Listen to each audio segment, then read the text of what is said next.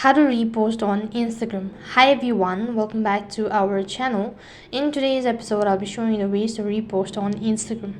Now to begin with, go ahead and log into your Instagram account. Once you're logged into your Instagram account, it's gonna take you to the interface that looks something like this. So then to repost on Instagram, go ahead and open up the particular reels or video that you wish to repost. Let's go with this one.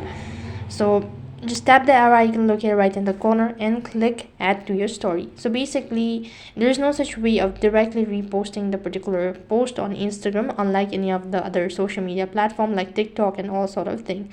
So in order to repost, you'll have to add it to your story, or else you can use it as a remix, or you can just use the remix feature in order to repost on Instagram post. So that's basically how you can repost on Instagram. That is all for this video. I hope the video was helpful. Make sure to like, share and subscribe to our channel. Thank you for watching. See you in the next video.